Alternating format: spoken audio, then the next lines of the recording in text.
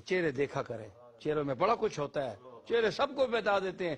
یہ کہہ کر اس نے آئینہ لگایا روزن در میں، یہ کہہ کر، روزن کہتے ہیں کھڑکی کو، باری ہونی نا باری ہے جی، یہ کہہ کر اس نے آئینہ لگایا روزن در میں کہ اپنا منہ تو دیکھے میری صورت دیکھنے والے۔ جیڑی میں شکل ویکھن آئے ہو نا، پہلے اپنی شکل تک کے شیشے اس جوگے ہے وہ تے اندر آؤ ہے جی۔ یہ کہہ کر اس نے آئینہ لگایا روزن در میں کہ اپنا منہ تو دیکھیں۔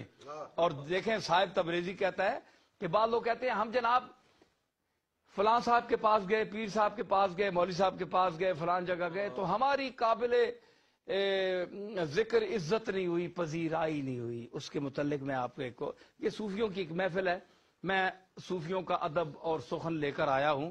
میں ایز اے مولوی نہیں بول رہا، میں ایک ادیب اور ایک اور انداز سے میں آج گفتگو کر رہا ہوں۔ وہ مولویوں کی میری کیسٹیں بہت ہیں، وہ اور دنیا ہے، اس میں کبھی آپ کو لے جائیں گے پھر کو وقت آیا تو۔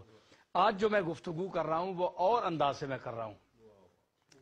تو اس نے کہا تھا کہ وہ کہتے ہیں جی ہماری پذیرائی نہیں ہوئی، ہمارے خاطر خواہ عزت نہیں ہوئی جتنی ہمیں وہ وہاں پذیرائی ملنی چاہیے تھی۔ اس نے صاحب نے کہا کہ اے کہ خود را در دل ما زشت منظر دیدئی، اے کہ خود را در دل ما زشت منظر دیدئی، روئے خود را چارہ کن آئینہ ما زرد نیست۔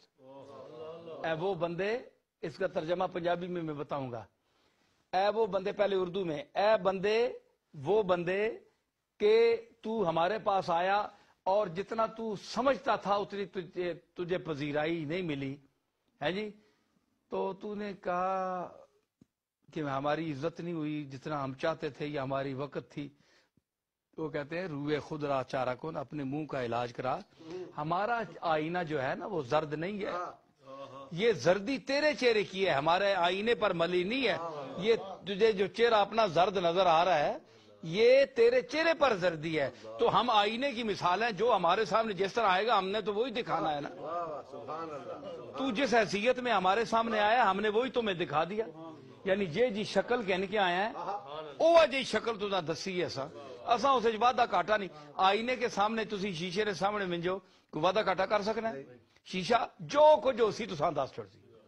اسی مطلب یہ وہ لوگ ہاں جیڑا اساں کول آنا ہے جتنے جوگا ہونا ہے اتنا سلوک اسی کرنا تے زیادہ نو امید نہ رکھیا کرو، اپنے چہرے ٹھیک کرا کے آؤ، ٹھیک ہے نا جی۔ تے مقصد ہے کہ اپنے عقیدے، اپنا رنگ روپ، اپنے پر اس قابل بنو تو پھر ہم آپ کی عزت کریں گے اور اس مقام پر لے جائیں۔ تو یہ سارے